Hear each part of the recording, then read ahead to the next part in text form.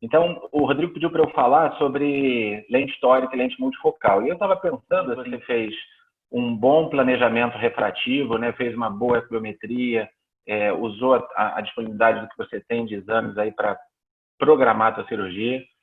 Quando você fez uma boa incisão, você conhece a tua incisão, o que ela causa de astigmatismo. Quando você garantiu que o cara tem uma cápsula rex de tamanho certo, bem centrada, para que a lente tenha uma estabilidade e uma posição efetiva boa, e onde você induziu ou tratou algum astigmatismo que você queira ter tratado, né, ou queira ter induzido. Vou mostrar para vocês alguns casos aqui interessantes. Então, como é que vai ser a aula, né, cara? Eu quero que nessa aula, o objetivo da aula é ajudar a criar no cirurgião iniciante a confiança para usar as lentes premium, né?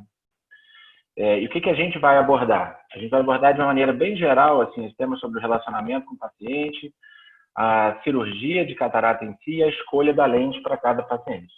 E o que a gente não vai abordar de uma maneira assim, mais aprofundada é a especificidade de cada lente que está disponível no mercado, porque é uma coisa chata, eu vou falar mais das coisas que eu uso, das lentes que eu uso, e nem do detalhamento de técnica cirúrgica, porque a aula não era sobre cirurgia, era sim sobre as lentes, né?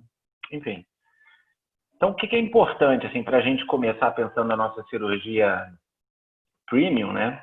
É a gente se relacionar bem com o paciente. Então, a gente tem que entender daquele paciente, cada paciente é de um jeito, né? A idade e estilo de vida que o paciente tem é diferente operar uma pessoa de 60 anos que ainda está trabalhando, um advogado, e operar a mãe dele com 87 anos e que passa uma parte do tempo em casa. Traçar o perfil psicológico do paciente, né, cara? Aquele cara que chega com 4 canetinhas, uma de cada cor, assim, no bolso da camisa, né? Com um crachazinho de engenheiro da Petrobras, cara.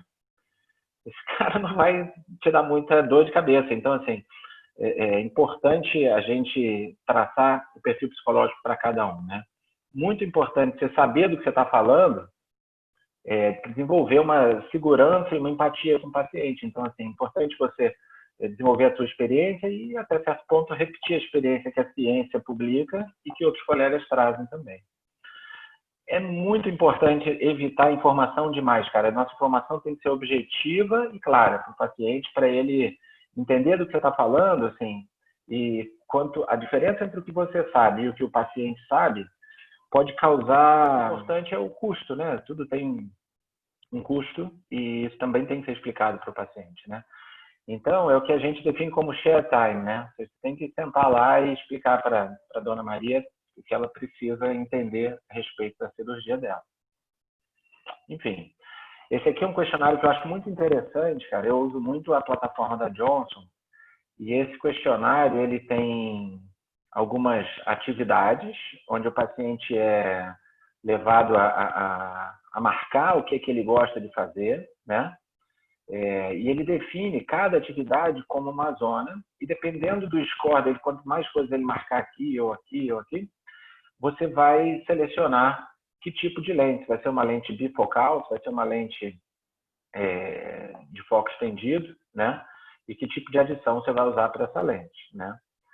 É importante essa pergunta aqui, ó, que importância você dá de libertar dos óculos de perto, né? Para mim, é uma oferta que o paciente tem que demandar, entendeu? Assim, a gente até pode entender, por exemplo, aquele paciente hipermétrope de 2, que usou óculos a partir dos 40, pode estar bem impaciente com os óculos de perto dele e entender a cirurgia como uma oportunidade de se livrar do óculos. Mas quando você oferece, você está entrando num terreno que é diferente quando o paciente pede. Ó, doutor, minha amiga lá do Biriba operou, implantou uma lente dessa e não usa mais óculos. Eu queria isso para mim também. Então, nessa hora você tem que perguntar que importância que a pessoa dá para se livrar do óculos de perto, né? Assim, ela, no momento que paga mais pela cirurgia, pela lente, ela está esperando receber algo a mais, né?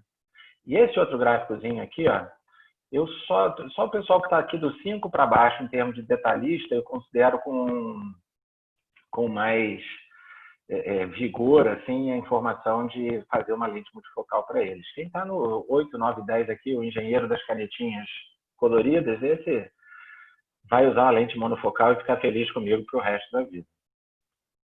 Bom, E depois que você teve aquele share time, né, cara, eu chamo isso de office time, né, que é o tempo que você passa no teu consultório, assim, revendo todo o teu preparo para aquela cirurgia, uma vez que você já tenha feito aquele questionário, você encontrou ali que o paciente precisa de uma lente de foco estendido, né?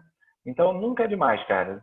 Se preparar, né? Over prepare and be ready, né? Ou seja, esteja ali pronto para aquilo que você quer executar, né? Então, fazer uma ecobiometria, revisar os parâmetros da ecobiometria, revisar os exames complementares, né? A ceratometria do teu AL-scan, do teu IOMaster, ela é compatível com a topografia que o paciente fez, né? Como é que está a superfície ocular do paciente, né? A superfície tem tá boa, aquilo está alterando o dado do teu exame, né? Que lente que a gente vai usar, né? Um paciente que usa mais a visão intermediária ou ele é um paciente mais leitor mesmo? Como é que a gente vai preparar esse paciente para cirurgia? Quando é que a gente vai marcar em sequência, né? E como é que você vai acompanhar esse cara no pós-operatório? É muito importante a gente ter esses cuidados. A cirurgia em si, né? Para quem gosta, como acho que a maioria de nós aqui, para mim é o fun time, né? É a hora de se divertir. Nessa para a cirurgia você sempre tem que estar o espírito do cirurgião, né? O cirurgião é um cara confiante por natureza, que muitas vezes não é, mas seria sempre bom a gente ser humilde, né? Saber que cada cirurgia é uma cirurgia, cada paciente é de um jeito, né? Então, assim, acho importante falar de anestesia. Anestesia, na minha opinião, sempre que possível, tópica para esses casos, porque são pacientes que você vai precisar da informação de centração, de centralização do eixo visual. Então, é importante que o paciente esteja com o olhinho mexendo. Na hora de preparar o paciente, né, como é que você vai colocar a cabeça dele? Você vai fazer a incisão, vai ser mais temporal, vai ser mais superior? Como é que você vai estar na sala? Enfim, você já marcou o paciente antes ou não, né? Em termos de incisão, eu gosto sempre, cara, eu faço sempre a incisão com 2,75 e gosto de colocar a incisão no eixo curvo, né? Principalmente quando esse eixo é mais superior. Então, porque as incisões temporais têm menos efeito astigmático, né?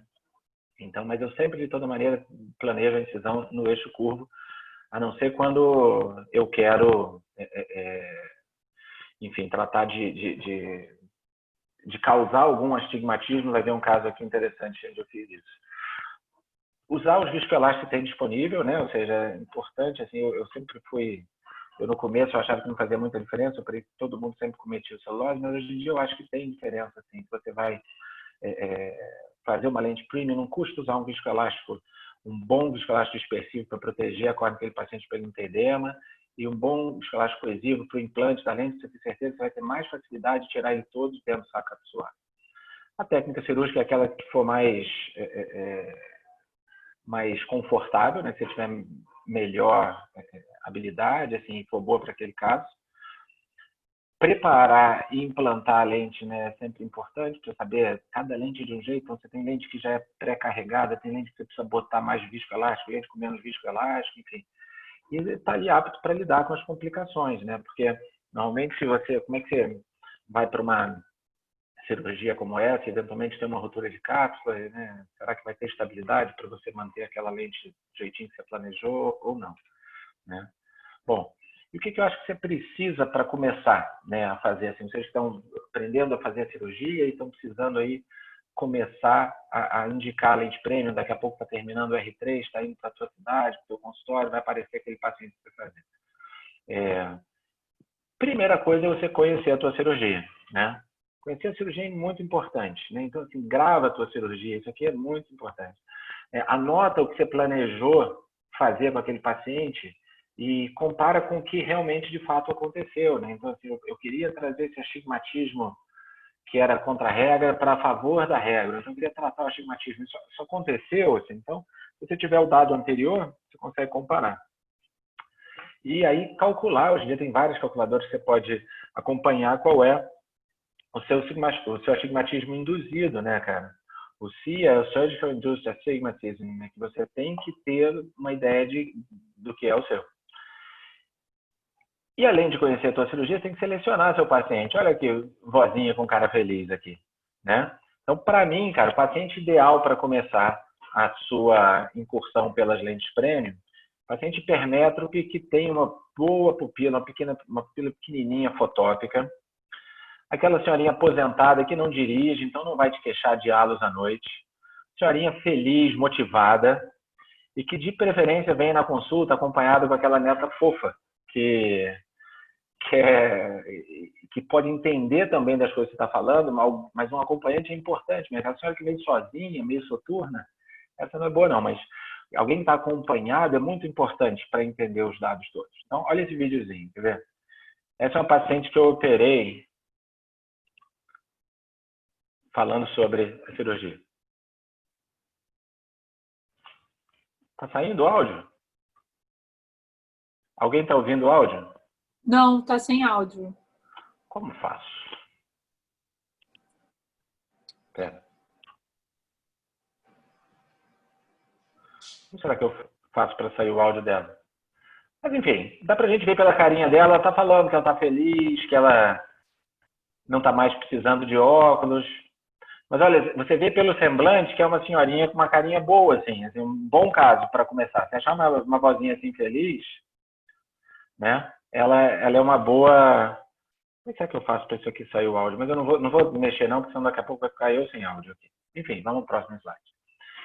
E aí, o que você precisa para você encantar, né, esses pacientes? Tem que conhecer as suas lentes, né, e executar a tua cirurgia da melhor maneira possível, né? Então, assim, é importante você valorizar os teus pacientes que estão insatisfeitos. Assim, a gente também, com muita frequência, né, você tem paciente que vai voltar insatisfeito com a visão que recebeu da lente, você não conseguiu ajustar a expectativa do paciente, ele vai ter uma insatisfação relacionada ao excesso de expectativa, e esses pacientes você tem que valorizar e atender esse paciente logo, né? Não pode deixar um paciente desse contaminar a tua sala de espera, de maneira que outros pacientes comecem a questionar, enfim, a tua capacidade ou a tua cirurgia, né? Enfim, e conhecer as suas lentes, assim, acho que no começo, como tem muita lente no mercado, a gente fica, e agora o que eu vou usar para esse paciente, para aquele outro? Então, aos poucos, você vai se habituando com cada lente e dando passos a partir dessas lentes que você já tem mais familiaridade, né? De novo a dica, cara, grava suas cirurgias. Toda vez que eu gravo minhas cirurgias, que eu me vejo operando, eu falo, cara, esse cirurgião podia melhorar muita coisa, cara. Então, assim, quando você grava a tua cirurgia e você se vê operando, aquilo é um treinamento excelente. Vocês me vão ver, tem umas cirurgias minhas aqui, eu falo, bicho, anda, vamos, dá para fazer melhor. Acho que sempre importante, né? Nunca fazer aquele paciente onde você quer entregar mais, ou aquele caso mais difícil, como primeiro do dia. Então, opera 1 ou 2 pacientes antes de fazer a tua cirurgia com a Lio Premium, sabe? Esquenta a mão, conhece o teu sweet spot, né? Assim, nem aquela hora que você está muito cansado no final do dia, e nem aquela na hora que você está começando, enfim, que o dia está iniciando. E para mim, aí agora vamos falar das lentes em si, né? Lente tórica. Para mim, cara, lente tórica tem que usar, né? E se você não conseguir usar, no mínimo você tem que oferecer, tá? No começo, quando eu fazia diferença, eu agora não faço, isso é importante, eu não faço diferença de preço da lente tórica. Eu acho ela tão importante que eu cobro a mesma coisa pela lente asférica não tórica, pela lente asférica monofocal tórica. Por quê? Porque antigamente, o que a maioria dos colegas fazem, acho que eu faço um pouco diferente. Você separa, essa lente custa tanto, essa lente custa um pouco mais, essa lente custa um pouco mais. O paciente começa a achar que o valor das coisas tem a ver com a qualidade das coisas, né? Então, o valor da lente, por que essa é 2.000 e essa é 3.000, né? Essa de 2.000 é pior que 3.000? Então, eu sempre levava um tempo para explicar, e nem todo mundo que tinha indicação de lente tórica podia fazer a lente tórica. Então, eu fazia o paciente escrever no informe consentido que eu, Dona Maria, tive a indicação de lente tórica e optei por não fazer por uma questão pessoal. Por quê? Porque depois ela ia ficar com um astigmatismo que não estava programado ou que tinha possibilidade de correção e para me questionar por aquilo. Isso é um negócio que dava muito trabalho, cara. Então, o que eu fiz? Eu não faço mais diferença. Então, eu cobro pelo tratamento, né? Depois eu vou mostrar isso para vocês, mas eu cobro. Ou eu faço tratamento monofocal, ou eu faço tratamento multifocal. E aí a lente tórica ou não tórica vai ter o mesmo preço. Porque aí eu escolho para o paciente, entendeu? Então, assim, para mim é uma coisa que o paciente tem pouca capacidade de escolher e ele deixar de usar uma lente tórica para corrigir um astigmatismo de 3, por exemplo, porque ele não tem dinheiro para pagar, é bem injusto. Então, o que eu faço é que eu cobro um pouco mais pelas lentes não tóricas e bem menos pelas lentes tóricas, mas tem tido um bom resultado. Eu acho que você tem que fazer sempre que o paciente tem astigmatismo corneano ou vai ficar com astigmatismo residual acima de 1, a não ser que você, como eu, tolere algum astigmatismo contra a regra. Porque o paciente que fica com 1,5 de astigmatismo contra a regra, ele melhora muito a visão de perto, né? Então, isso pode ser um aliado, né? O astigmatismo contra a regra pode ser um aliado.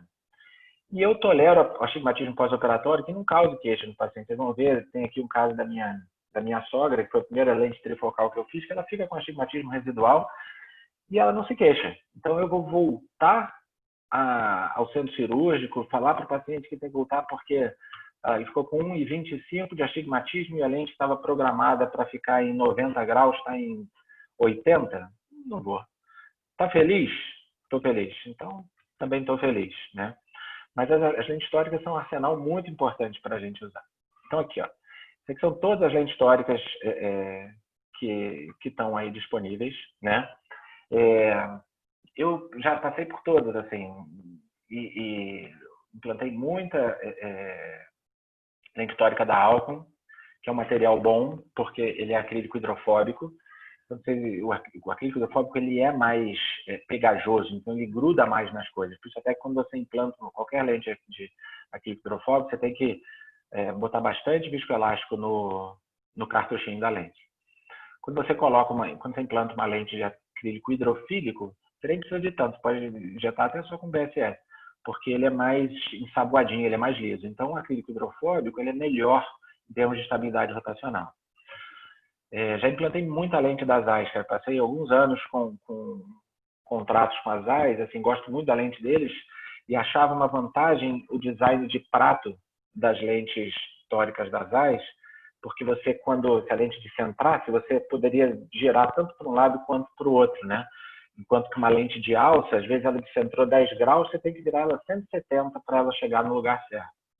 Então, usei muitas lentes das Zeiss, mas por ser de acrílico hidrofílico e por ser no padrão de prato, elas têm menos estabilidade rotacional, né? Então, voltei agora para uma plataforma que agora tem usado mais as lentes da Johnson, de acrílico hidrofóbico e de alça, e de diâmetro maior, né? A gente pega as lentes das Zeiss, elas têm um diâmetro de 11 milímetros, tá vendo? Não posso clicar. Então, elas têm um diâmetro de 11 milímetros, enquanto as lentes da Abbott, elas têm 13 milímetros de diâmetro. Então, esse diâmetro de alça também causa mais estabilidade. Então, hoje a minha plataforma não tem nenhum interesse econômico com nada aqui, só quem dá dinheiro são meus pacientes, não tem nenhuma ligação com a indústria nenhuma. Hoje em dia eu uso as lentes tóricas da Tecnis, né?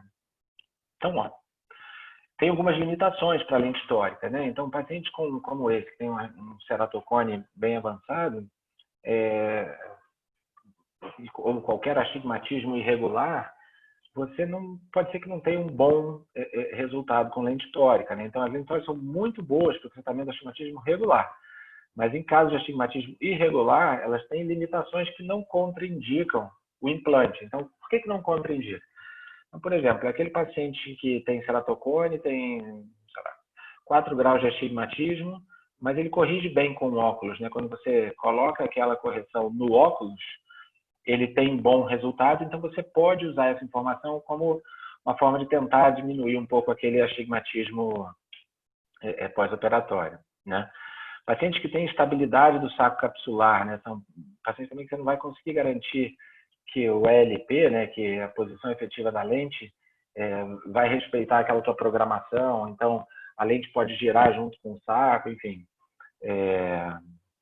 A gente tem que olhar esses casos com com um pouco de cuidado, ou então, como muitos colegas hoje em dia fazem, mesmo pacientes em saco capsular que tão estáveis, que é colocar um CTI, né? Colocar um anel de tensão capsular para melhorar a estabilidade da lente, né?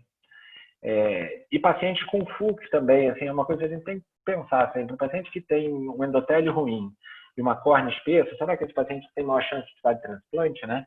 E aí, se você implantou uma lente, sei lá, de toricidade 4, né, ou 3, e aí o cara vai fazer um transplante, como é que vai ficar essa toricidade depois, né? Então, são poucas limitações aí da lente tórica.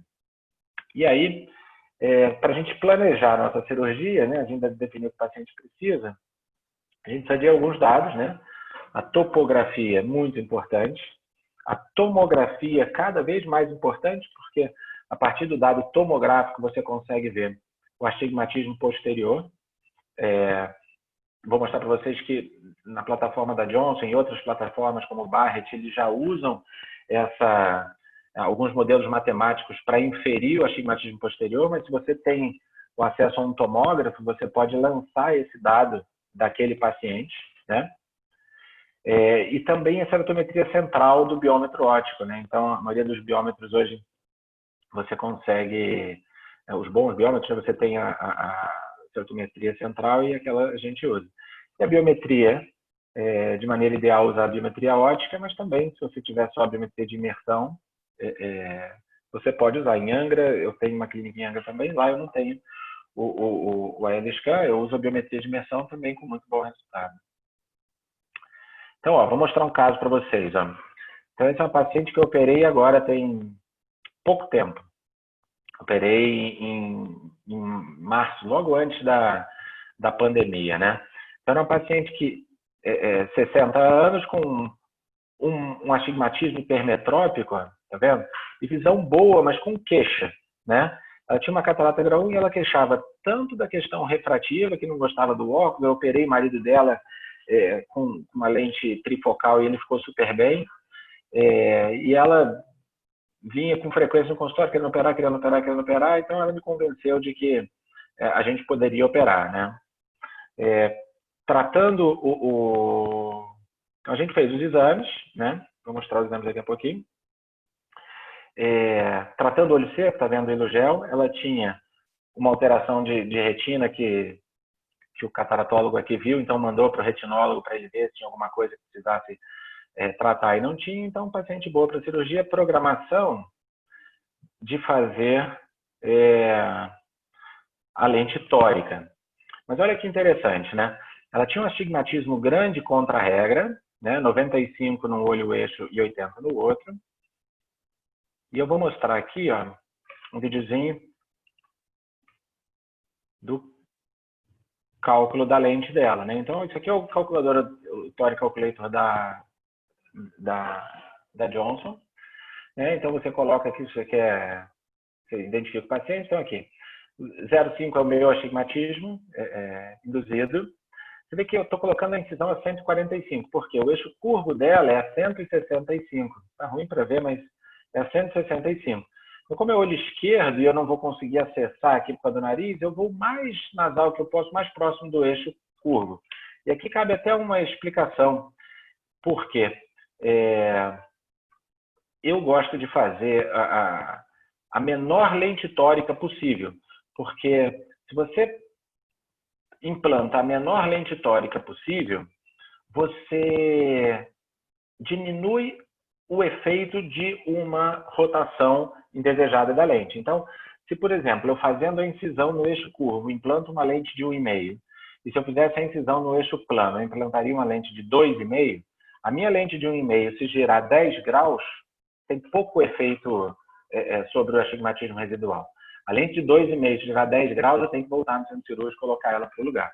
Então, eu sempre aproximo a minha incisão do eixo curvo. Então, aqui, eu planejei a minha incisão a 145 e ela tinha o eixo curvo a 164, né?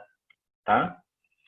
Então, aqui, isso aqui é interessante. Ele te fala ali sobre... Vou mostrar. E aí, isso que eu imprimo essa folha, Essa folha eu levo para o centro cirúrgico e coloco afixada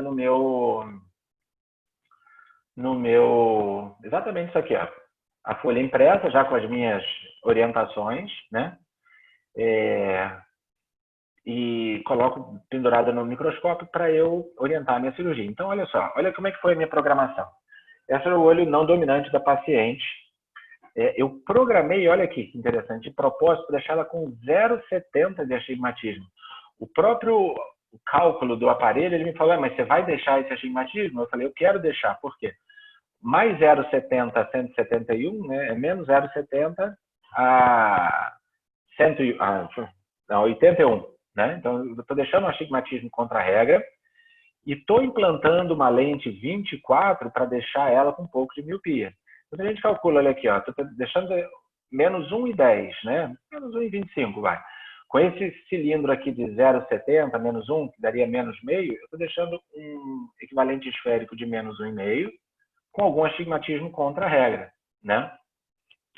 Então, aqui, ó, 24 CCT 150, então usei uma lente 150, lente de astigmatismo menor, né?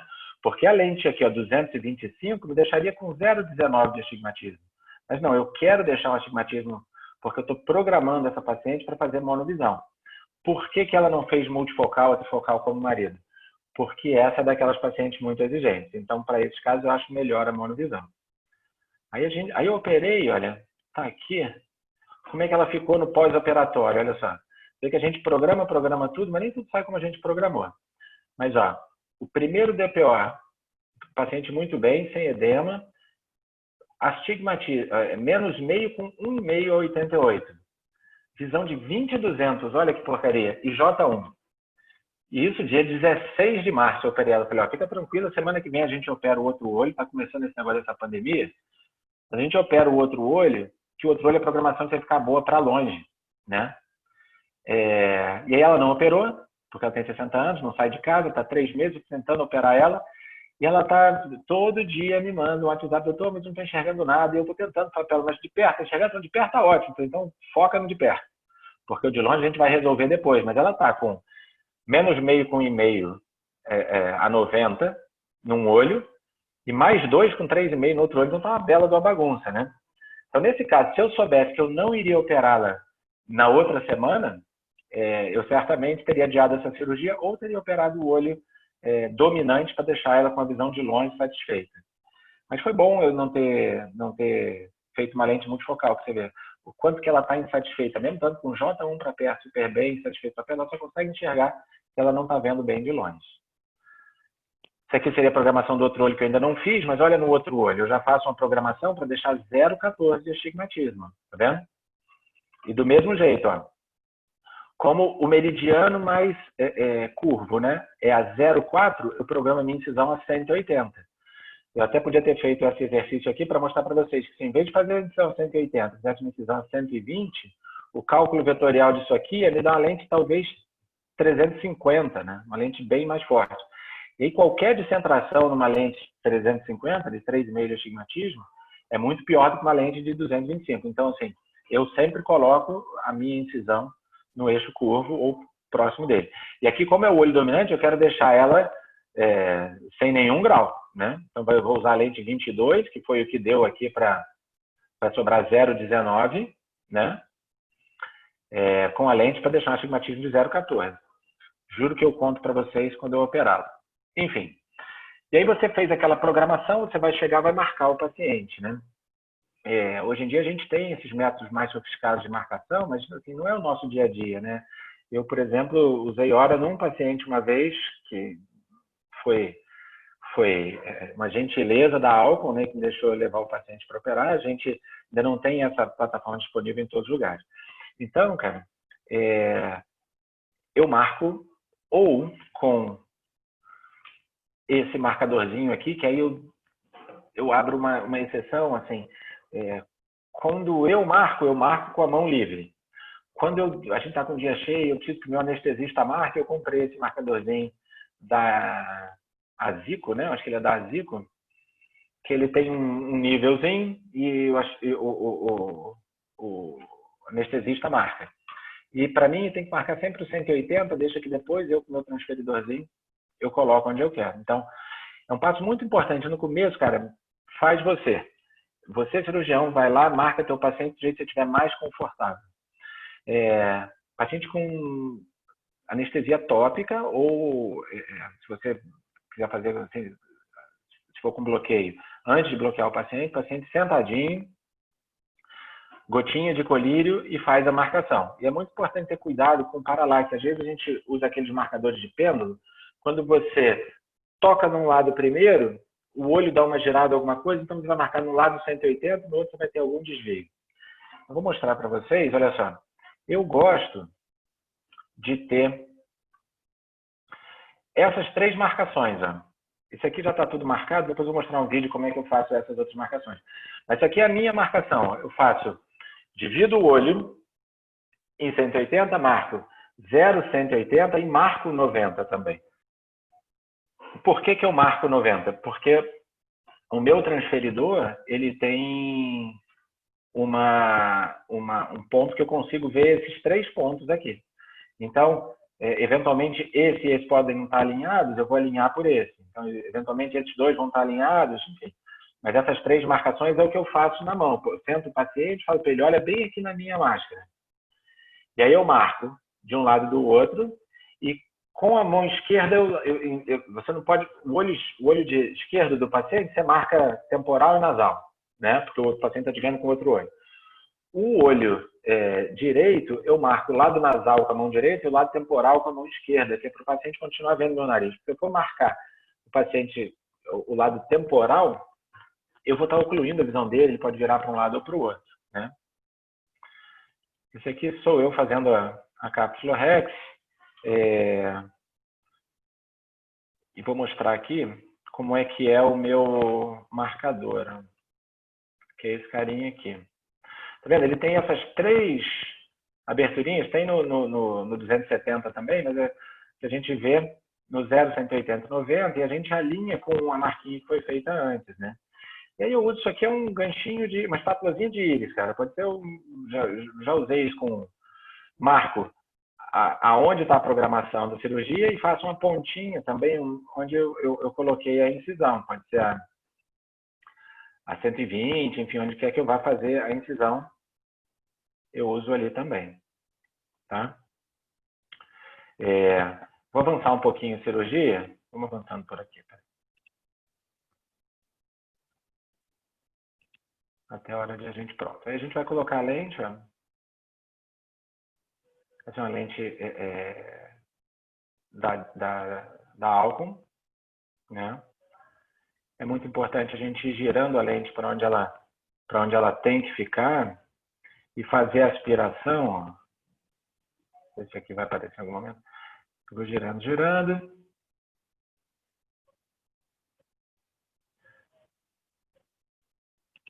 Deixa eu ver se aparece aqui. É importante tirar o viscoelástico de trás da lente. Peraí, bagunçou. Mas é importante tirar o viscoelástico de trás da lente, que é para ela ter mais estabilidade, para ela grudar na cápsula, né? Acho que eu mostro isso em outra cirurgia. Esse aqui eu usei o Provisc, e o Provisc sai todo, cara, quando você aspira, né? Bom, vamos passar. E aí como é que eu acompanho o resultado desses pacientes, né? Acompanho a acuidade visual no primeiro e no 7º dia de pós-operatório e faço autorrefração também no primeiro e no 7º dia para a gente ver como é que está a lente ainda sem dilatar o paciente. Às vezes, no primeiro dia, você ainda consegue ver as marquinhas da lente tórica e aí você já tem uma ideia de como é que está aquela lente em termos de estabilidade. Se for ajustar, eu ajusto dentro de 2 semanas. Por isso que eu faço porque normalmente quando eu opero o segundo olho do paciente, e aí eu opero um olho e ajusto a lente do outro olho. E eu aviso todo paciente que é possível que aconteça essa necessidade de ajustar a lente. Porque o paciente não se surpreende com a informação de que, puxa, mas vou ter que operar de novo, doutor, minha lente saiu do lugar, isso é outra coisa que não deve falar. A lente não saiu do lugar, a lente está no lugar, dona Maria. O que aconteceu é que a lente rodou dentro do saco e eu preciso devolver ela para o lugar planejado. especialmente quando eu uso lentes com mais de duas dioptrias de toricidade, porque nesses casos qualquer desvio pode precisar de ajuste, né? Enfim, lente tórica, eu acho que é isso aí. E lente multifocal, cara. Lente multifocal, para mim, é isso aqui, ó. Não é para todo mundo. Eu, assim, tenho uma boa experiência, implantei algumas centenas de lentes multifocal.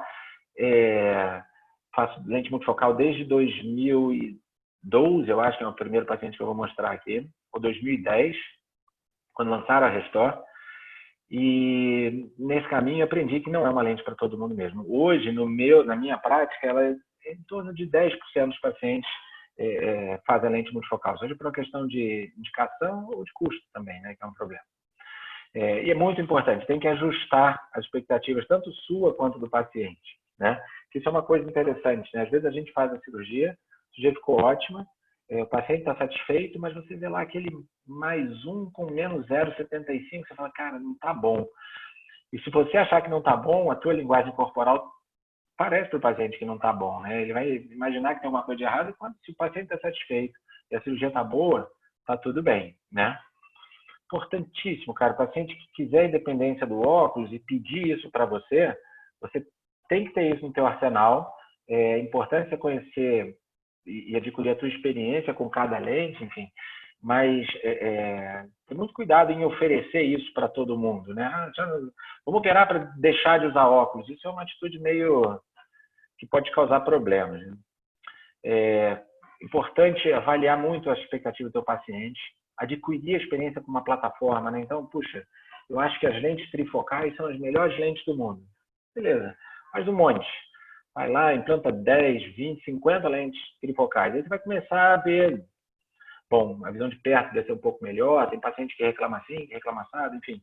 Mas se você cada hora faz uma lente, você vai estar com a cabeça muito cheia de informação, assim, numa fase de adquirir experiência, que pode te atrapalhar, entendeu? Então, eu diria, começa com uma boa lente bifocal naquela vovozinha que quer ler bem de perto e ver a televisãozinha dela. E aí você vai galgando a tua experiência, né? Isso aqui é muito importante, cara. Eu fiquei muito orgulhoso de mim quando eu criei essa frase aqui, porque money doesn't talk, but patient does, né? Ou seja, as pessoas às vezes acham que money talks, né? Então, pô, quanto mais eu fizer de lente multifocal, mais dinheiro eu vou ganhar. Mas não é bem assim, porque se você tiver muito paciente insatisfeito, os pacientes falam, né? E o que eles falam, bem ou mal de você, reverberam na tua sala de espera, naquela comunidade que você está inserido, né? Então a gente tem que ter muito cuidado, assim, não deixar simplesmente a questão financeira ser o drive da nossa indicação de lente multifocal, né? Se você deixar teu paciente satisfeito contigo, ele vai falar muito bem de você. Mas se você deixar ele insatisfeito, ele vai reclamar muito bem de você também. Então, assim, tem que ter muito cuidado com essa questão financeira. Enfim, como eu falei mais cedo, eu hoje em dia mudei o meu approach com as cirurgias. Eu não cobro mais pela lente, eu cobro pelo tratamento. Então, mesmo quando eu faço, aquela paciente que eu fiz monovisão com a lente tórica me pagou o preço de um tratamento multifocal, né? Porque eu estou assumindo um compromisso a mais, que é o compromisso de tentar a independência do grau, né, do óculos. Tanto de longe quanto de perto. Então, o que o paciente está me pagando é pelo planejamento e pelo cuidado que eu vou ter em tentar conseguir para ele aquele sucesso, né? Isso aqui é muito importante. Eu nunca prometer que ele vai ficar independente do óculos, né? É muito difícil a gente quebrar uma promessa, né? Então a gente não deve prometer desde o começo. Mas você pode mostrar o seguinte: com que frequência você tem sucesso com o teu tratamento ou que a literatura mostra o tratamento, e você deve mostrar para o seu paciente que é a única alternativa para aquele que te pediu, doutor, eu quero ficar livre do óculos. Qual é a única alternativa? É um tratamento multifocal, seja com as lentes multifocais ou seja com monovisão. Então, ó, eu divido assim, né? Eu vou fazer monovisão quando o tratamento é multifocal. Ou eu vou fazer lentes multifocais, né? Monovisão. Paciente míope, eu tenho 3,5 de miopia. O dia que que o Barreto for operar minha catarata, vamos fazer uma monovisão, Barreto. Deixa o meu olho esquerdo bom para longe, para conseguir fazer minhas coisas, jogar meu tênis, e vamos deixar meu olho direito com um pouquinho de miopia, que é para eu continuar podendo estudar, ver meu celular sem dificuldade nenhuma. O paciente tem outras patologias oculares, né? Ou seja, o cara é diabético, ele tem uma mácula subótima, assim, você colocar alguma coisa que vai dividir a luz num olho que tem outras doenças, de repente a monovisão é uma opção melhor, né? E as lentes multifocais para aqueles pacientes que não se encaixam aqui, que não é o míope ou que tem outras patologias oculares. As lentes multifocais, elas podem ser refrativas e difrativas. É interessante que eu estava revendo uma aula que eu dei há muito tempo atrás, quando tinha as lentes acomodativas, né? Eu implantei umas 20 lentes acomodativas. E o resultado é bem legal para uma lente monofocal, né? Assim, não faz a visão multifocal, os pacientes todos estão usando óculos de perto, né? Mas a gente tem que fazer um implante de uma determinada quantidade de lentes para a gente se habilitar a fazer as lentes. Eram 10, né? Então, eu comprei um pacote de 20 lentes, fiz as 10 junto com os caras, depois fiz mais 10, depois não comprei mais, porque não funcionou conforme eu esperava que fosse funcionar. As lentes refrativas eram as que a gente tinha no começo, mas agora as lentes refrativas estão voltando, né? Que antigamente eram as lentes só bifocais, mas agora já tem lentes de foco estendido refrativas que estão usando a aberração esférica como uma forma de aumentar a amplitude de foco. Assim, são lentes muito promissoras, eu acho, essas lentes refrativas de foco estendido. Mas na prática, a gente usa as lentes difrativas. E aí, dividindo elas em bifocais, trifocais e as de foco estendido, né? Isso aqui é importante, ó, anotar sempre o dado sobre dominância do olho do paciente. E por que isso? Vamos explicar aqui um pouquinho, mostrar um pouquinho. Isso aqui é interessante, Alberto, vocês já viram esse vídeo. É um laboratório na Alemanha, onde ele faz deixa eu botar aqui onde ele faz esse teste com a divisão da luz, né? E é muito interessante a maneira como eles conseguem colocar em gráficos, né? Ó, a forma como a luz está sendo refratada, né? Por cada lente. Então, eles montam esse perfil de acordo com os focos, né? De intensidade da luz, né? De várias lentes. Para abreviar, que eu já estou me estendendo, esse aqui é mais ou menos o perfil que a gente vê. Então, numa lente bifocal, você vai ter marcadamente um foco de perto. Teria um vale maior aqui, eles não fizeram aqui nenhum teste com nenhuma lente bifocal. E teria um outro pico de luz para o foco distante, né? A lente trifocal, ela é um pouco mais espalhada. Ela tem o grau de pé, a visão para perto. Ela tem um outro pequeno pico, né, na visão intermediária e um pico na visão de longe. E as lentes de foco estendido, elas mantêm esse platô de distribuição de luz entre o perto e o longe. E a gente vai ver a aplicação disso, né? Isso aqui é interessante como o que seria o PSF de cada lente, né? A gente vê a formação de halos por uma lente trifocal, né? Por uma lente de foco estendido. Aqui é a de foco estendido da Zeiss, né, que é a Telara. Aqui é a Symphony, também de foco estendido. Essas outras, a Minuel, a Lentes e a Fine Vision, a gente não tem no Brasil, né? Mas acho muito interessante. Esse aqui é um vídeo que vale a pena. Procura esse CSI Heidelberg aqui, que vocês vão ver um vídeo bem interessante sobre essa divisão de luz. Isso aqui é uma outra coisa muito interessante, assim, que vale a pena a gente conversar com os pacientes. E no começo eu achava que não existia, até que começaram a sair trabalhos mostrando que existe mesmo, assim, a neuroadaptação, né? A neuroadaptação em pacientes que vão implantar lente multifocal, é importante você avisar o paciente no pré-operatório. Olha, dona Maria, a gente, quando fizer a cirurgia, a gente vai... O que eu falo? Eu falo exatamente assim. Se a gente operar, a gente precisa operar os dois olhos, porque o teu cérebro vai aprender uma nova maneira de enxergar. E essa maneira nova de enxergar depende de os dois olhos estarem informando para o cérebro a mesma coisa. Isso chama neuroadaptação. Então, se a senhora tiver a confiança de a gente operar os dois olhos e a paciência de uns 2 ou 3 meses, a senhora não vai ter mais, ou vai diminuir muito a chance de a senhora ter sintomas dos halos, da dificuldade que a senhora pode enfrentar quando a gente implantar essa lente.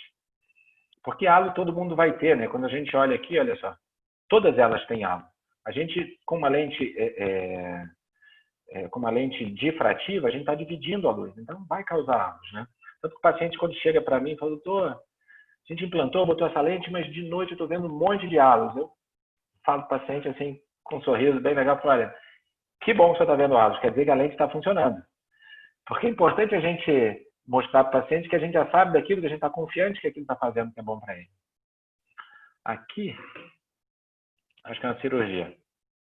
Pronto. Caso bom, pupila pequena, né? Não para operar, né? Não é um caso bom para operar de pupila pequena, mas o paciente no pós-operatório, quando a pupila abaixo de 5, né, eles têm uma adaptação melhor. Mas é um caso de rotina, né? Se o paciente está mexendo o olho, anestesia tópica, as marcações, né? Mesmo que eu não vá usar lente tórica, paciente de lente multifocal, eu faço a marcação. Se vocês repararem, a minha incisão está mais temporalizada aqui, né? Está mais anasalada, na verdade, aqui, esse olho esquerdo. Por quê? Porque provavelmente o astigmatismo, o eixo mais curvo estava mais para cá. Então, eu vou sempre buscar o eixo mais curvo, né? Então, quem já me viu operar, ou quem sabe que eu estou cada hora sentado de um lado do paciente, né? Essas são as fases que eu sofro com a minha cirurgia, porque minha cápsula rex é com essa agulhinha, sempre é devagar, mas tenham paciência comigo. Eu mesmo, às vezes, não tenho. Mas eu acho importante, assim, essa cápsula rex com a agulhinha, porque eu consigo calibrar bem o tamanho da cápsula rex, né? Eu, de maneira geral, ela tem que ter em torno ali entre 5,75 e 6 milímetros, mas se você for pensar que a minha incisão tem 2,75, se eu faço um raio aqui que tem o tamanho da minha incisão, né, o diâmetro de 2,75 vai me dar 5,5 de cápsula rex. Aí, vamos colocar aqui mais para frente. Peraí que esse negócio está... Já tiramos o faco. Estou tentando colocar aqui de um jeito. Não. Sorry. Vou voltar para lá. Pronto. Então, já tirei. Não consigo botar na hora do faco. Ele vai demorar muito. Então, aqui já aspirando as massas.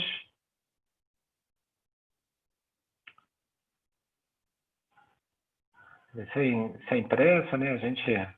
É um paciente assim que você não está correndo contra o tempo, né? Você quer fazer a melhor cirurgia possível, ter uma boa hidrodissecção para você não deixar muito resto cortical.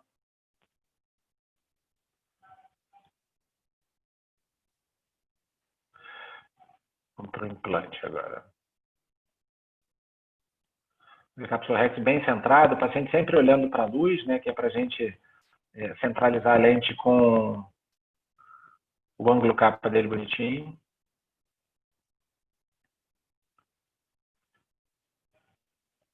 É uma lente atelisa, né? Vamos agora tirar todo o viscoelástico. Você vê que tem um monte de bolinha, olha só, atrás da lente. Essas bolinhas estão lá atrás da lente, ó. Tá vendo? É sinal de que tem viscoelástico lá atrás, então você não pode deixar.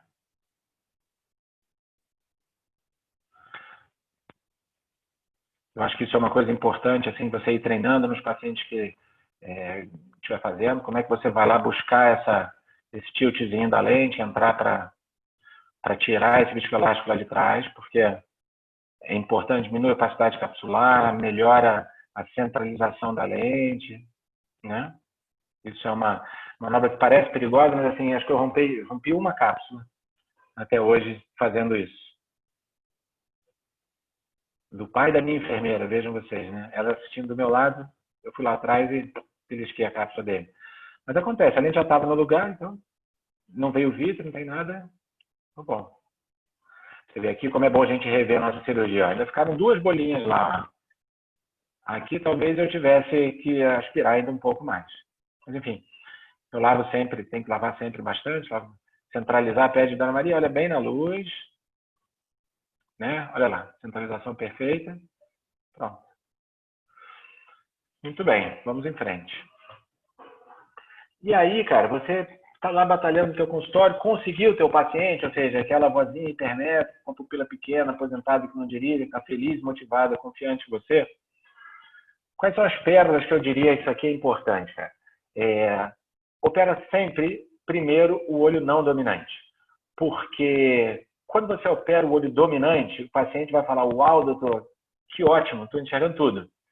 E se você opera o dominante primeiro e depois o olho esquerdo, o paciente vai virar para você e falar, puxa, doutor, tem uma coisa errada, não deu? Esse outro olho ficou bom igual o primeiro. O primeiro ficou ótimo. O segundo, né? Então, assim, eu sempre opero, não sei, assim, que não posso, enfim, mas sei que eu posso olho não dominante primeiro. Porque o paciente opera, pô, legal, estou ensinando bem, opera o outro olho, doutor, que ótimo, fantástico. Então o paciente fica com essa boa impressão da cirurgia. Operar os 2 olhos num curto intervalo de tempo. Isso aqui é muito importante. Para mim, paciente que não entende que eu vou operar um olho numa semana e o outro olho na semana seguinte, daqui 2 semanas, eu não faço multifocal. Mas, doutor, mas quer operar logo o outro olho? Eu falei, quero, porque enquanto você tiver um cristalino que não divide a luz, que está aí há 70 anos, e uma lente dividindo a luz no outro olho, te entregando uma coisa que o seu cérebro não conhece, você vai achar que essa lente que eu implantei não está boa. Então, o paciente tem que entender que ele vai operar um olho e depois o outro. Tratar a superfície ocular. A lente difrativa, ela divide a luz. E outra coisa que causa difração é uma lágrima hiperosmolar. Então, se o paciente está cheio de muco na superfície ocular, está dividindo a luz que depois vai ser dividida pela lente. Não vai funcionar. E outra coisa que é muito importante, explicar para o paciente a importância da luz. Então, assim, Dona Maria, é muito importante, essa lente funciona melhor quando está mais claro. Então, quando está mais claro, a tua pupila fecha e você vai enxergar melhor, né? Enfim, meu primeiro paciente de Restore, ó. Então, paciente, 2008, eu fiz um diagnóstico de catarata dela na minha clínica em Angra. Isso em 2008. Paciente hipermétrope, pouco astigmatismo. Falei, cara, caso bom para a lente multifocal, né? Ela vai comigo em todas as... Vai na minha clínica de Angra, vai na clínica da Tijuca, vai na clínica em Botafogo. Ela vai umas 3 vezes por ano comigo, desse jeito aqui, ó, arrastando corrente no meu consultório, cara.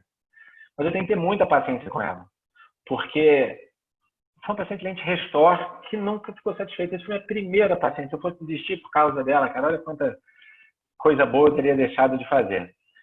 Mas é muito importante, cara. E ela era hipermétrope, era uma paciente conhecida da família. Não era tão feliz e motivada assim, não. Ela era meio reclamona, mas eu achei... E por sorte era paciente amiga, né? Você vê que é tão amiga que desde 2008 não sai do meu consultório 3 vezes por ano. Ela vai lá para eu tratar a superfície ocular, para eu... Aqui era para ser um videozinho da quantidade... Entrou outro vídeo, mas era para ser um vídeo da quantidade de consulta que tem dela na minha ficha, cara. E quando eu vejo que a dona Vera está no meu consultório, a dona Vera, pode entrar. Ela entra na frente de todo mundo, cara.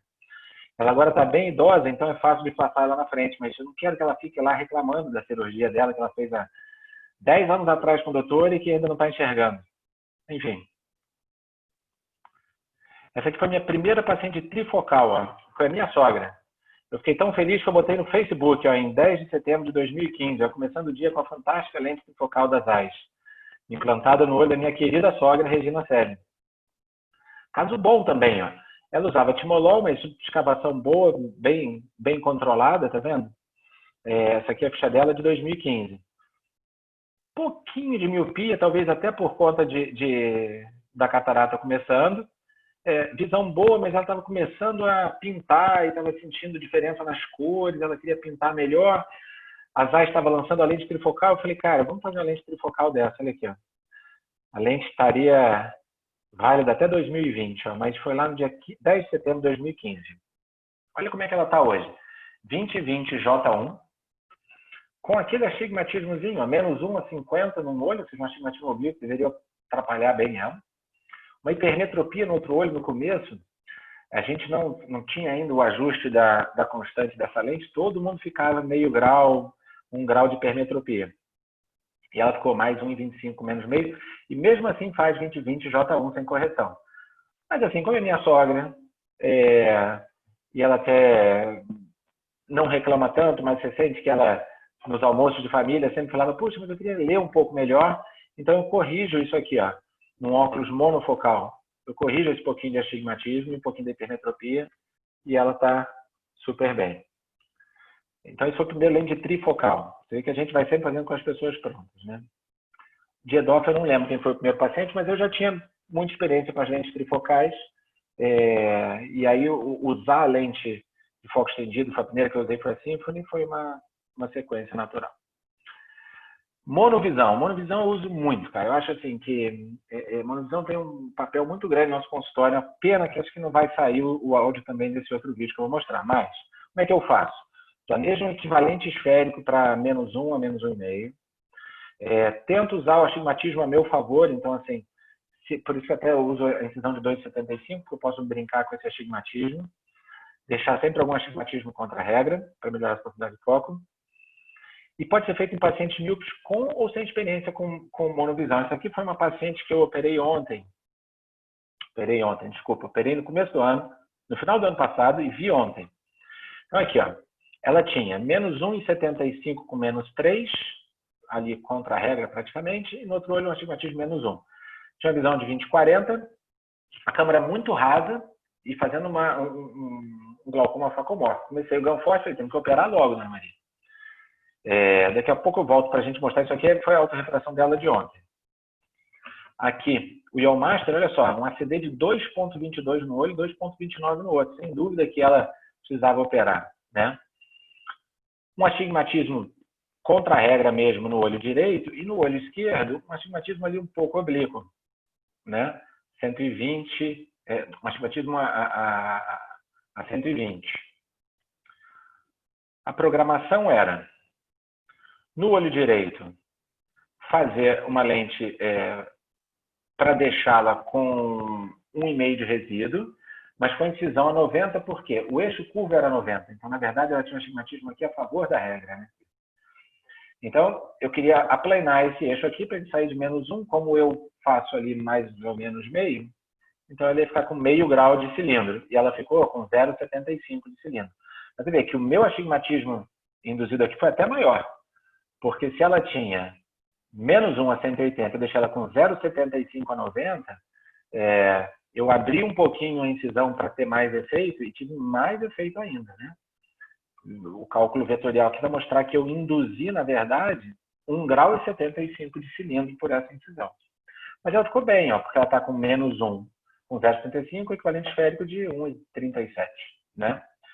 E para o outro olho, a incisão é 75, olha que interessante. Por que eu queria uma incisão a 75? Porque ela aqui tinha um astigmatismo a 120, né? O astigmatismo estava aqui nesse lugar. E se fizesse uma incisão a 120, eu ia aumentar, ia planar mais aquele eixo e aumentar aquele astigmatismo. Então, eu joguei a incisão para 45 graus depois, para eu ter menos efeito de astigmatismo, né? E a 75, o que eu faria? Eu ia pegar esse vetor que estava aqui e ia transferir esse vetor um pouco mais para superior. Então, de fato, olha só, eu implantei uma lente para deixá-la plano, ela ficou mais 0,75. Mas o astigmatismo saiu de 120, ficou meio grau de astigmatismo a 95, vai. Então, o fato de eu ter levado a incisão mais para o lado temporal, nesse olho esquerdo, fez o meu vetor do astigmatismo sair de nasal para superior. Vamos ver se aparece o vídeo dela. Essa é ela, ó. Outra vozinha com cara feliz, cara. Esses são os pacientes para a gente fazer a apresentação. Não vai aparecer o áudio. Que pena. Esse áudio dela é muito legal, cara, porque ela explica o seguinte, que ela está enxergando bem de longe e de perto, mesmo já tendo tido uma experiência ruim com a lente de contato para fazer monovisão. E quando eu propus ela isso, da gente fazer a monovisão, ela achou que ia ficar muito ruim. Eu falei, cara, confia em mim. Só que pode acontecer, a gente vai eu tiro esse grau que restar com laser para a senhora. E ela está muito satisfeita, cara. Alguém sabe como coloca áudio aqui? Alguém poderia... Que é muito legal o que ela fala. Renato, talvez se você tentar tirar o fone, apareça o áudio. Ah, pode ser. Deixa eu desconectar meu fone aqui, peraí. Pode escrever. Vou desconectar. Conectei.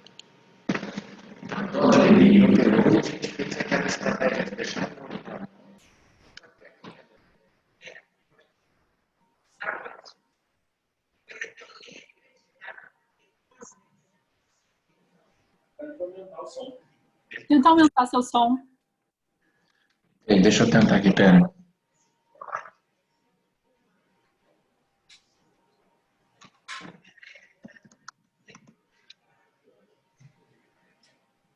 Deu para ouvir, não? Não, ainda não. Ah. Eu devo ter... Deixa eu seguir, daqui a pouco eu toco esse vídeo de novo, porque eu tenho ele no Drive. Bom, isso aqui sou eu. Como é que eu busco tranquilidade, né? Isso aqui é parte da nossa Baía de Angra lá. Lá é um dos lugares que eu busco tranquilidade. Eu busco tranquilidade. Selecionando o meu paciente para a gente ter mais ou menos essa receitinha de bolo, né? Então, paciente jovem... Estão me ouvindo de novo, não? Sim, tá dando para ouvir normal. Tá. Então, paciente jovem que usa muito computador, ou vai fazer uma lente de foco estendido, ou vai fazer um mix and match, que é onde eu uso a lente de foco estendido no olho dominante e uma lente bifocal no olho não dominante, né? Normalmente uma bifocal é de menor adição, que no caso da Johnson é a ZLB. O paciente mais idoso que gosta de um carteadinho para ver a mesa onde ele está, ou então uma pessoa que passa o dia jogando paciência no computador, eu gosto bastante dessa plataforma trifocal das Zeiss, acho muito boa. No paciente míope, geralmente eu faço a monovisão, né? E no paciente que é muito afeito à leitura, aquele paciente que passa mais tempo lendo mesmo, eu acho que as lentes bifocais são muito boas, assim, opções para o paciente que quer mesmo a visão de perto. Então, eu me baseio naquele formulário para me ajudar nessa escolha, né? E mais ou menos tendo isso em mente, assim, né, e selecionando bem o paciente, cuidando da minha cirurgia, a gente vai ter esse marzinho tranquilo aqui, pelejando de boa e tal. Porque quando eu quero emoção, olha só, em vez de eu operar o cristalino, eu velejo o cristalino. Esse aqui é meu barquinho de regata. Então, emoção é para isso, é para o fim de semana, é para quando você está a fim de alguma coisa mais agitada. Cirurgia, você tem que fazer as coisas que te deixam confortáveis, né? Então é isso, pessoal. Olha, obrigado aí pela oportunidade. Boa sorte na cirurgia de vocês. Esses são meus contatos. Quem precisar, tuas ordens. Renato, queria agradecer. É um prazer ter essa aula. Na verdade, você não falou só sobre lentes, você deu dicas para a vida como oftalmologista aí para gente, principalmente eu estou falando de residentes, fellows, faz muita diferença porque tem coisas que a gente acaba não aprendendo na nossa residência, que a gente vai aprendendo ao longo da vida mesmo, e com a experiência de pessoas assim como você, a gente vai aumentando aí o nosso conhecimento. É um prazer. Eu vou abrir aqui, Barreto, Léo, alguém quer falar alguma coisa antes da gente começar as perguntas? Eu queria falar, Renato, excelente aula. Você foi no ponto que eu queria. Eu acho que o segredo das lentes históricas e lentes multifocais não é a lente. A lente é uma lente como qualquer outra. Quem bota uma lente monofocal, bota uma lente tórica ou bota uma lente multifocal. A questão é a seleção do paciente e o cuidado na cirurgia, né? Acho que você foi pontual. Tem alguns pontos que você falou que eu acho que é essencial em relação à expectativa do paciente, o resultado que você vai ter. Essa promessa, ela tem que ser muito bem controlada, muito bem falada com o paciente. Outra coisa que você falou que foi muito bom foi em relação ao viscoelástico. Eu também, no começo da minha era de cirurgião, eu comecei a fazer cirurgia, para mim, qualquer viscoelástico que você via, metia 2 era ótimo para tudo. Hoje em dia, realmente, as lentes premium, se você botar um coesivo, na hora de você fazer aquela limpeza, ela sai tão rapidinho, tão limpinho embaixo, o resultado seu é melhor, com certeza. Isso é fato. Assim, é óbvio que hoje em dia ainda fazemos a cirurgia com metilcelulose, ainda botando a lente ainda, mas o conforto que dá pra gente, a tranquilidade no final da cirurgia é incomparável, né? Incomparável. A cirurgia toda é premium, né?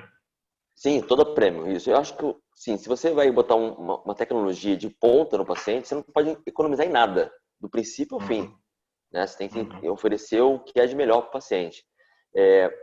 Uma coisa que eu vi que você faz, que eu também pratico também, assim, é oferecer o tratamento para o paciente. Mas eu tenho uma coisa que me dá um problema só. É quando a lente é uma trifocal tórica. O custo dela é bem mais alto. Né?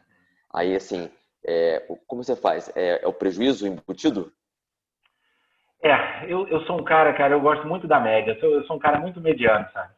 Então, Entendi. assim, eu acabo cobrando um pouco mais caro por todas as lentes e como nem todo mundo vai precisar de uma trifocal tórica, né? Naquela uma ou outra lente eu ganho um pouco menos, assim. Então, eu acho que é mais fácil de explicar para o paciente, porque eu tinha muita dificuldade de explicar para o paciente que essa lente é mais cara, dona Maria, mas ela não é exatamente melhor. Doutor, mas se ela é mais cara, não é melhor? Então, não. Eu boto tudo num pacote só, cara. Entendeu? Eu cobro X pelo tratamento monofocal e 2X pelo tratamento multifocal. E tem paciente que eu faço monovisão e que eu cobro multifocal. Então, estou usando a lente de valor menor, mas estou agregando valor no que eu estou oferecendo para o paciente. Então, né? Uma coisa que eu falo para os pacientes em relação à lente tórica, eu não falo nem que vai precisar mexer, eu falo que é uma lente ajustável. Uma lente, isso é bom. Ela é ajustável. Ela desajustou naquele momento, a gente vai ter que reposicionar para ajustar ela. Pronto, aí o paciente fica tranquilo em relação a ter que voltar ao bloco cirúrgico. Isso aí é ótimo. Porque quando você fala para o paciente tem que voltar para a cirurgia, vou ter que operar de novo. Mas não, se você já avisou, você fala, não, vou ajustar a sua lente.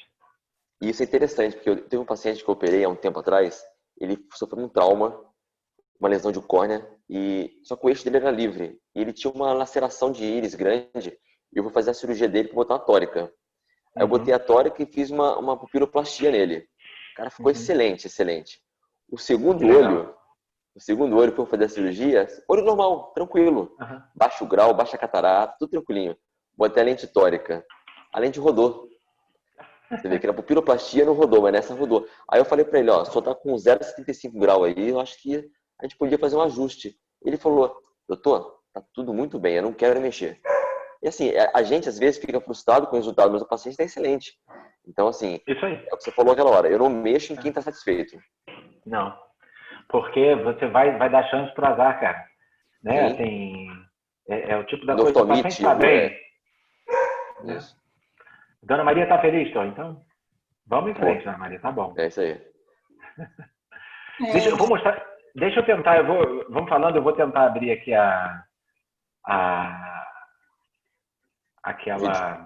o vídeo, porque é muito interessante, cara. Esse paciente foi vi ontem lá na clínica e ela... Bota o celular do lado, você não gravou no celular? Bota o celular do lado com áudio. Gravei, pronto, pode escrever. Isso aí. Nada como um cara das tecnologias, Rodrigo. Não vou tecnologia, não. Mas, vou colocar aqui.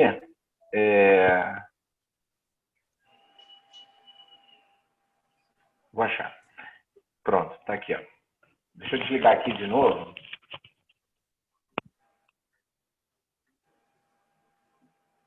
Então, a dona Leni operou e a gente fez aquela estratégia de deixar um olho para longe e o outro olho para perto, né, dona Leni? E como é que foi? Está ótimo. É uma coisa que eu nem acreditava, porque com as lentes eu não aceitei usar uma para longe e uma para perto. Mesmo com a lente de contato, né? A lente de contato. Eu não entendia bem, mas ficou ótimo. Assim, eu como agulha, costuro, brinco com a minha neta, sem problema. Que ótimo. Fico feliz, Leni. Olha que vozinha simpática, cara. Então, assim, essa vozinha simpática, feliz, que vai com a neta, que a gente tem que procurar para começar os casos, né? Tu tá muito atrás das netas, tem cuidado, hein, Renato? Essa mulher vai te pegar, hein, cara?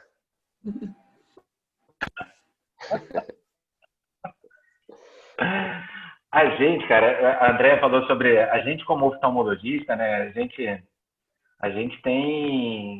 se vende o tempo todo, né? Assim, você se vende pela confiança que você transmite, pelo carinho que você oferece, né? Então, a gente tem que ter essa simpatia, estar lá com o paciente, acolher o paciente. Porque senão também a gente for só cirurgião, cara, às vezes a gente fica meio duro, né? Porque tem esses casos que vai tudo bem, esses casos estão mal, enfim, tem que ter essa tranquilidade, né?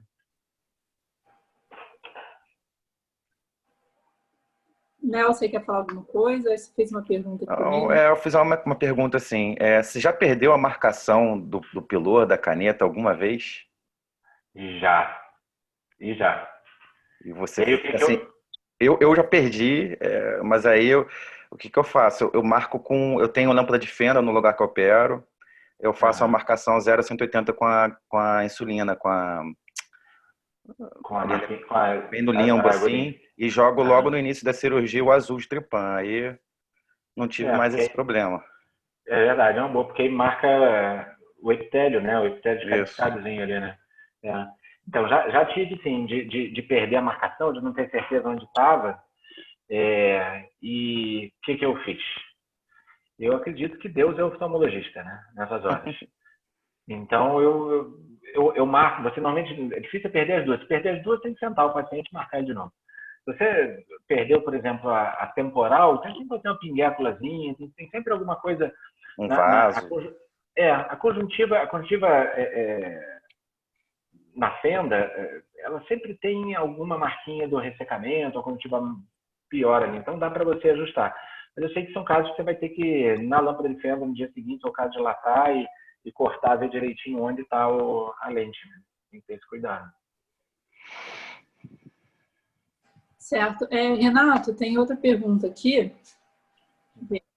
A Gabriela perguntou se para independência de óculos você prefere bifocais ou trifocais. Depende do paciente, né? Como eu coloquei ali. Se for um paciente que vai usar mais a visão só de perto, só da leitura, a lente bifocal é fantástica. Assim, o resultado com a lente bifocal para esses pacientes que querem independência do óculos para leitura mesmo, 40 centímetros, ela é muito importante. Porque são os que dão melhor qualidade de visão de perto, é a lente bifocal. Por isso que às vezes eu faço em alguns pacientes esse mix and match de colocar uma lente de foco estendido no olho dominante e no olho não dominante colocar uma lente bifocal para perto. Então, são pacientes que usam muito computador, mas que ainda têm hábito de leitura, ou, por exemplo, um advogado, que o cara tem que ler o que está na tela e ler um processo, eventualmente, né? Eu acabo dando preferência a fazer esse mix and match. Se você faz só a trifocal, a gente pode perder um pouquinho da qualidade da visão de perto, entendeu? Agora, a minha sogra que estava reclamando porque não estava enxergando para pintar. Pintura é um exercício à visão intermediária, né? Então, acaba usando a lente trifocal nesses casos, onde é mais a visão intermediária. Certo. Eu tenho uma outra dúvida. Você falou bem do astigmatismo induzido, mas assim, dependendo de onde você fizer, o astigmatismo induzido varia. Varia. Você muda o seu ou você mantém um valor que você imagina? Eu mantenho, Léo. Assim, eu sei que quanto mais temporal, como a córnea mais alongada temporal, assim, você vai estar mais longe do centro óptico, você vai ter menos efeito de astigmatismo induzido. Mas eu mantenho. Eu não Na prática não vê? Na prática, eu simplesmente busco sempre, tanto que no meu tomógrafo eu deixo ele com signo positivo. Se você reparar no L-scan, eu estou sempre com signo positivo, porque fica mais fácil você já visualizar quem é o eixo do astigmatismo. Você não precisa ver o negativo e ver o outro. Então, signo positivo, o cara tem mais 1 a 90. Eu sei que eu vou ter que fazer uma incisão a 90, entendeu? É onde eu uso astigmatismo positivo. Beleza. Tem outra pergunta do Paulo. Ele perguntou em relação ao paciente que você mostrou hoje, se você teve segurança de fazer monovisão, mesmo ela tendo tido mais experiência com a báscula com lente. Por que eu fiz monovisão nesse paciente? Por causa daquele 26 que ela estava de pressão. Ela tinha um glaucoma facomórfico e que, assim, apesar de o nervo não estar muito ruim, eu não dilatei a pupila dela para ver, porque ela tinha uma câmera de 2,22 no ACD, né? E ela chegou para mim com aquela pressão, foi a primeira vez que eu a vi. Então, eu não sabia há quanto tempo ela estava com aquilo. Então, se eu colocasse, imagina que ela tivesse uma escavação, um nervo ruim, eu colocasse uma lente multifocal. Então, mesmo ela tendo me falado, doutor, mas eu já usei, não gostei muito na lente de contato, de botar um olho, tirar o outro, um para longe, um para perto. Mas eu falei, olha, isso é diferente, porque agora você vai estar sempre assim, o teu cérebro não vai ter outra opção a não ser se adaptar. E a gente tem a capacidade de tratar no laser, né? E eu falei para ela, olha, eu acho que a senhora, como quer esse tratamento multifocal, quer a independência do óculos, mas eu não tenho certeza se o seu olho é saudável o suficiente para usar uma lente que divide a luz. Vamos deixar a luz chegar inteira no teu olho, na tua retina. Se a senhora não se adaptar, eu levo a senhora para o laser, não cobro nada, a gente tira o grau residual. E olha a alegria da vozinha, né? Então, assim, e ela, desde o começo, doutor, mas você tem certeza? Eu falei, olha, eu só tenho certeza que eu vou tentar o melhor para a senhora. Eu acho que o melhor é isso. Se a senhora confiar em mim, a gente, enquanto não estiver bom para a senhora, não está bom para mim. E, graças a Deus, deu certo, né? Eram dessas vozinhas que falam bem de mim por aí. Perfeito. Então, acho que já terminou aqui. Já terminaram as perguntas. Barreto, Léo, querem finalizar com alguma coisa? Ótima aula. Agradecer o Renato. Aprendi bastante. Léo, imagina. Vou cobrar de lá um dia operar com vocês lá, cara. Vamos fazer algum evento pra gente fazer umas cirurgias lá, Barretão? Vambora. Sempre bem-vindo. Eu tenho muita saudade dos servidores, né? Época muito boa da minha vida. Sabe pilotar Fusquinha ainda, né? Como é que é? Sabe pilotar Fusquinha ainda, né? Carro, não é carro automático, não. É tudo Fusquinha. a gente aprende por aí, né, cara? Então, é isso aí. Tu sabe que eu gosto de pilotar carro também, né? Então, assim, se a gente pilota o que aparece pela frente, desde o que aparecer, a gente está dirigindo. Perfeito. Então é isso, só lembrando, todo mundo que ficou aí até o final, que semana que vem a nossa aula vai ser de vitrectomia anterior com o Guilherme Toledo. E que a gente está gravando essa aula, caso esteja tudo certo aí de autorização também, Renato. Pode gravar. A gente vai colocar no YouTube. A gente tem um canal no YouTube agora e a gente vai colocar lá para todo mundo ver. Tá bom? Legal. Beleza. Obrigado. Prazer participar. Obrigado pelo convite, tá? Muito obrigada. Vocês estão na melhor escola com os melhores professores aí. Vai todo mundo sair daí arrebentando. Isso aí. Obrigada. Então é isso. Mais uma vez, muito obrigada pela aula, excelente. E obrigada a todos que estiveram presentes aí com a gente até o final. A gente se vê aí na próxima semana, então. Tchau, gente. Obrigado. Tchau. Obrigado. Tchau.